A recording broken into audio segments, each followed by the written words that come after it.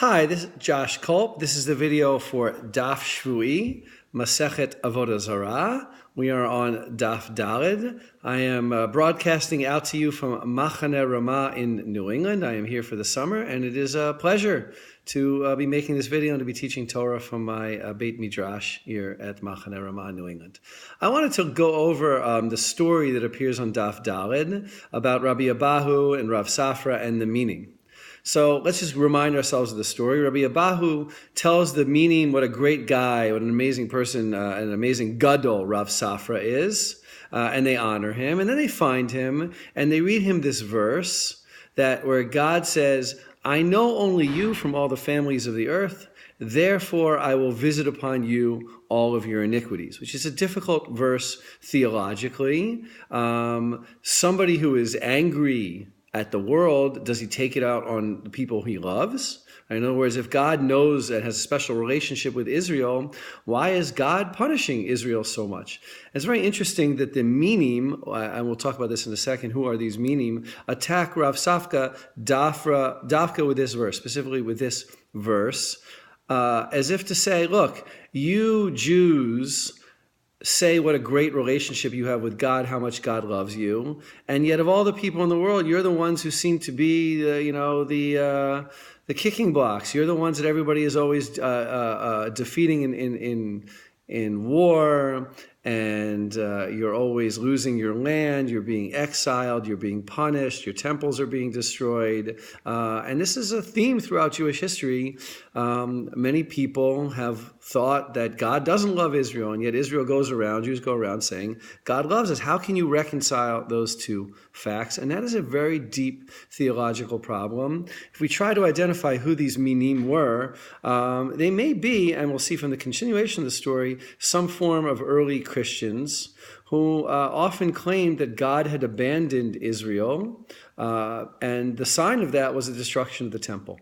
And the destruction of the temple clearly was a boon to nascent Christianity, and was an opportunity for many Jews to question whether their relationship with God was broken, and that God had essentially told them that he did not love them, that God did not love them anymore.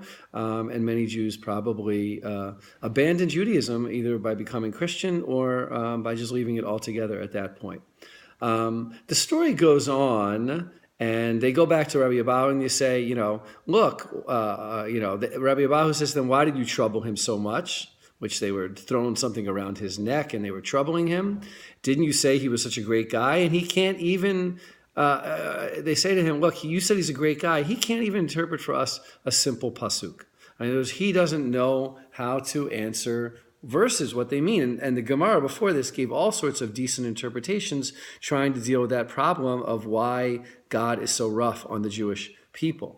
And he explains to them, this is an interesting historical phenomenon, he explains to them that he, Rav Safra, lives in Babylonia, and there's not so many of you among him. I, Rabbi Abahu, I live in Caesarea, part of Eretz Yisrael, in Caesarea, and therefore I make sure that I understand verses and how to interpret them. And many scholars point out that this is a difference in the focus of learning between Babylonia and Eretz Yisrael. And it may also have something to do with the proximity of Christians. In Babylonia, at least according to this theory, they were more interested in halacha, in internal Jewish matters, and less so in biblical interpretation, because there were no competing groups who claimed authority from the Bible, or if there were groups such as this, they were much smaller, not as strong. Whereas in Eretz Yisrael, there was a growing Christian community, and one of the points, and one of the most prominent points of contention between the Christians and the Jews was biblical interpretation. The Christians had their own Christological interpretations, and the Jews denied those Christological interpretations. And therefore, Rabbi Abahu, who had to contend with the Christian community, would have learned how to interpret these verses correctly.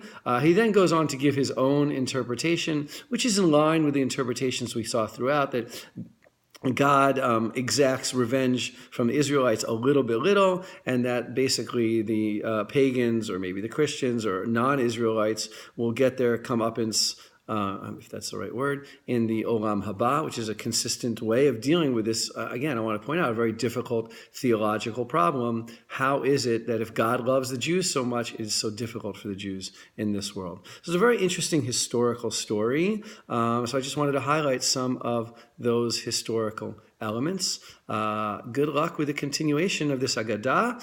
It'll go on for another 2 full daf, mostly of Agadah, and we'll get to the halacha more on daf vav.